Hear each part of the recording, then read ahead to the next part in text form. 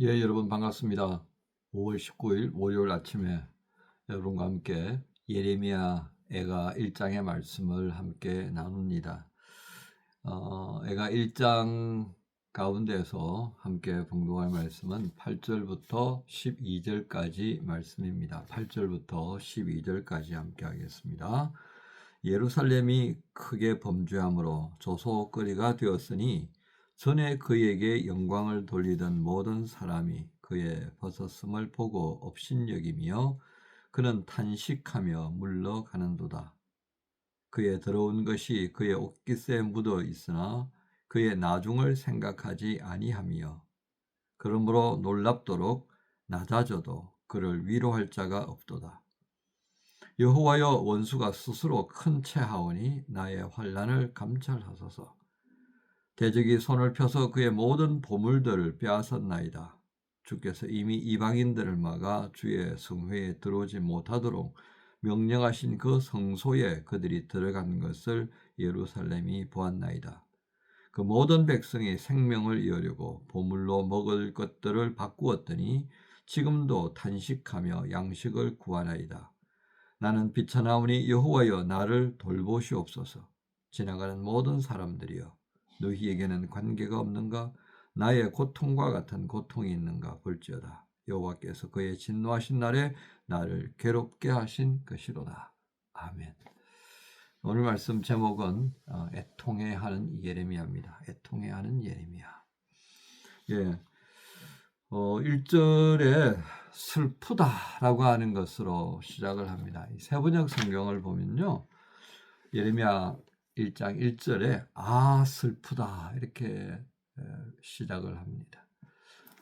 이 표현은 그대로입니다. 예레미야가 예루살렘이 무너질 것을 하나님의 말씀을 맡아서 선포했던 것이 얼마나 되었습니까? 그럼에도 불구하고 어느 누구도 하나님의 말씀에 귀 기울이지 않았습니다. 정작 그날이 되어져서 예루살렘 성이 무너지는 그 모습, 얼마나 비통한 마음이었겠습니까? 그는 슬프다라고 하는 것으로 이 아픔을 먼저 표현했다는 것에 주목할 필요가 있습니다. 너무 슬픈 거예요. 또 2절에도 그렇게 합니다. 밤에는 슬피우니 눈물이 뺨에 흐르며 사랑하던 자들 중에 그에게 위로하는 자가 없고. 누가 위로하겠어요? 다 아니라고 예레미야를 바보 취급했잖아요. 미친 사람 취급했잖아요. 누가 위로할 수 있겠습니까? 유구무원일 수밖에 없었을 것입니다. 예레미야를 보면 얼굴을 가리고 도망치기에 급급했겠죠. 16절에 그의 마음을 이렇게 표현합니다. 그의 실상이죠. 이로 말미암아 내가 우니 내 눈에 눈물이 물같이 흘러내리며 나를 위로하여 내 생명을 회복시켜 줄 자가 멀리 떠났음이로다. 어떤 형편이겠습니까? 도망을 가든지 포로로 잡혀가든지 둘 중에 하나죠. 아니면 죽어서 더 이상 돌아올 수 없는 곳으로 떠났든지. 그 모든 형편을 바라보고 있는 예레미야의 마음, 기가 막혔을 것입니다. 기가 막혀 앉았을 것입니다. 그는 이런 상황을 바라보면서요, 12절에 이리 뛰고 저리 뛰면서 생명을 부지하려고 애쓰는 사람들, 그들을 바라보면서 이렇게 말합니다. 12절에 지나가는 모든 사람들이여, 너희에게는 관계가 없는가? 나의 고통과 같은 고통이 있는가? 아무도 이 예레미야가 아파할 것이라고 하는 것을 생각했겠습니까? 야, 예레미야는 자기가 예언한 것을 우리가 아니라고 했잖아. 그러니까 이제 이 일이 이루어진 걸 보면서 아마 통쾌해야 할걸? 그러나 예레미야는 그렇지 않았습니다. 오히려 정말 그 일이 일어나지 않았으면 싶었는데 정작 그 일이 일어나고 죽거나 포로가 되거나 도망가거나 생명을 유지하기 위해서 이렇게 저렇게 뛰어다니는 그들을 보면서 마음이 찢어지는 것 같습니다. 천갈래 만갈래로 찢어지는 거죠. 이 아픔을 누가 알겠느냐라고 하는 표현이 바로 12절입니다. 그러면서 또한 너희에게는 관계가 없느냐, 이 아픔을 너희는 정말 모르겠냐라고 하는 것도 담겨 있습니다. 여러분, 오늘 이 말씀들이요, 우리는 어떻게 이해되어져야 하겠습니까? 하나님께서 예레미야 애가를 예레미야서 말미에다가 이 5장을 붙여놓은 이유가 무엇이겠습니까? 여러분, 고통스러운 삶의 현장을 목격한 예레미야는 이 일이 자기와는 관계없는 일이라고 여기지 않았다는 겁니다. 그는 이 상황을 7절부터 8절에 한번 볼까요? 7절부터 8절에 한번 보세요. 예루살렘이 환난과 유리하는 고통을 당하는 날에 옛날의 모든 즐거움을 기억하였으며 그의 백성이 대적의 손에 넘어졌으나 그를 돕는 자가 없었고 대적들은 그의 멸망을 비웃는도다. 그러니까 대적자들은요, 예루살렘과 유다를 대적했던 이들은 잘 망했다고 그러잖아요. 바벨론도 와가지고 야, 너희의 신이 너희를 버린 거야. 그래서 너희가 이 꼴을 당하는 거야 라고 한 것입니다. 그런데 동시에 예레미야는 자신 앞에 펼쳐지는 이 일들이 자기와 관계 있다고 보는 거예요. 14절에 볼까요? 내 죄악의 멍에를 그의 손으로 묶고 얽어 내 목에 올리사 내 힘을 피곤하게 하셨으며 내가 감당할 수 없는 자의 손에 주께서 나를 넘기셨도다. 그는 예레미야서 애가 1장 곳곳에서 지금 이 벌어져 있는 그 모든 결과의 원인이 나하고는 관계없어 너희가 하나님 말씀을 안 들었던 그 까닭이야 라고 말하지 않는다는 겁니다. 이 모든 문제가 나에게도 이유가 있다는 거예요. 그래서 16절에 그 눈물이 물같이 쏟아져 내리는 겁니다. 19절에 내가 내 사랑하는 자들을 불렀으나 그들은 나를 속였으며 나의 제사장들과 장로들은 그들의 목숨을 회복시킬 그들의 양식을 구하다가 성 가운데서 계절하였도다. 아니라고 했던 사람들의 선두가 바로 이 제사장 그룹들 아닙니까? 예레미야가 같은 제사장이었는데 이 예레미야를 잡아다가 수치를 당하게 했던 바로 그들. 양식을 구하다가 양식을 구하지 못해서 기절해버렸다. 그 말씀을 여러분 한번 상상을 해보십시오. 우리는 오늘 이 장면들을 정리하면서요, 이 아픔에 대한 부분들을 좀 헤아려 볼 필요가 있겠습니다. 앞서 말씀드렸습니다만 예레미야의 말을 콧방귀 꼈던 사람들이잖아요. 그런 삶의 현장을 보면서 그 말아 내가 말했던 거 안 들었더니 꼴 좋다라고 해야 할 텐데 예레미야는 그 상황을 보면서 너무도 아파하는 겁니다. 애통해하는 자가 된 거예요. 애통해하는 자. 우리는 오늘 이 말씀에서 애통해한다라고 하는 것의 의미를 좀 헤아려 볼 필요가 있겠습니다.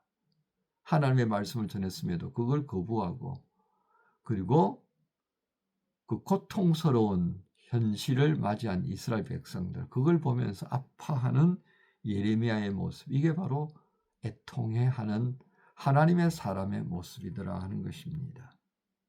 여러분, 요즘 시대에 이 애통해한다는 이 단어가 얼마만큼 공유가 될 수 있겠습니까? 애통해하는 마음이 얼마나 공유될 수 있겠느냐고요. 지난날 안산고등학교 학생들이 수학여행을 가다가 세월호에서 함께 수장당한 사건 여러분 기억하십니까? 누군가는 그 세월호 사건을 가지고 아따 그만 울고 먹어라 라고까지 말합니다. 그 안산 고등학교 학생들의 그 꽃다운 나이에 죽어갔던 모습들을 여러분 기억하십니까? 지금 30대 여러분들의 친구들 아니었던가요? 여러분, 그들의 애통해하는 부모들의 모습, 그리고 애통해했던 이웃들의 모습, 그걸 비하시키는, 비아냥거리는 사람들의 모습을 여러분 기억할 수 있겠습니까? 몇 년 전에 있었던 이태원 압사 사고를 여러분 기억하십니까? 누구는 그 사건을 보면서 그렇게 말합니다. 누가 거기가 놀러 가라고 그랬냐고. 기가 막힐 말들을 스스럼없이 내뱉는 사람들의 마음을 여러분 한번 주목해 보십시오. 당연히 그 슬픔 앞에서 우리가 애통해야 하는데 비아냥거립니다. 조소합니다. 이것이 오늘 우리 사회가 가지는 가장 아픈 질병이 아닐까요? 애통해 할 줄 모르는 이 질병에 빠져버리는 우리 사회의 슬글픈 모습. 예레미야 애가는 그것을 다시 한번 우리에게 얼마나 그것이 큰 모순을 안고 있는 사회인가를 보여줍니다. 우리는 이 예레미야의 애가를 통하여서 애통해하는 자의 모습이 우리에게 있어야 하는 것을 또 한번 직시해야 할 것입니다. 왜요? 우린 그리스도의 마음을 가진 사람 아닙니까? 성령의 도우심 안에서 그리스도를 모시고 사는 사람. 그 그리스도의 마음을 품고 살지 못하는 사람들이 어떻게 그리스도인이라고 할 수 있겠습니까? 그리스도의 마음은 애통해야 하는 마음이셨습니다. 그래서 예루살렘을 바라보면서 애통해 하시지 않습니까? 병들고 고통당하고 억압되어진 그 사람들이 얼마나 많이 예수님을 찾아왔습니까? 그들을 볼 때마다 불쌍히 여기셨다 했습니다. 긍휼히 여기신 주님의 마음, 그것이 바로 애통해 하는 마음이었습니다. 오늘 우리 시대가 정말 이 애통해 하는 마음이 이루어져 가고 있다면 마지막이 다가오고 있다는 뜻 아니겠습니까? 오늘 예레미야의 1장의 말씀을 다시 한번 묵상하십시다. 아 슬프다라고 시작하던 이 눈물 가득한 예레미야의 애가가 우리의 마음속에 바르게 이해가 될 수 있을 때 비로소 우리에게 애통해 하는 마음이 회복되어지는 증거가 아닐까 싶습니다. 이 시대를 그리스도의 마음으로 바라보면서 애통해 하는 자가 되기를 바라시는 주님의 그 뜻을 또 한번 되새김질하면서 이 월요일을 시작하십시다. 여러분의 마음에 주님께서 복 주실 줄로 믿습니다. 주님 감사합니다. 애통해 한다는 것이 무엇인지 예레미야를 통해 보여주셨습니다. 비록 주의 말씀을 전가하였지만 그것을 귓등으로도 듣지 않았던 이 백성들의 참혹한 현실을 보면서도 그들을 탓하기보다 그 죄악이 가득했던 예루살렘이 무너지는 모습이 자기와 무관치 않음을 고백하며 눈물을 흘리고 그 눈물이 물이 되어 흐르는 듯한 그런 안타까움에 머물러 있는 예레미야에게서 참으로 애통해야 한다는 것이 무엇인가 보게 됩니다. 하나님, 우리에게 말라가는 이 눈물, 애통해하는 자의 마음을 가질 수 있도록, 그래서 주의 마음을 품고 사는 자, 주님이 우리를 애통해 여기셨던 그 마음을 이어갈 수 있도록 인도하여 주옵소서. 예수님의 이름으로 기도하옵나이다. 아멘. 내 남은 주께 고백하오니 눈물 속에 주님의 손길을 느끼네. 고통의 밤 지나고 아침이 밝아오며 주님의 위로가 날 감싸주시네.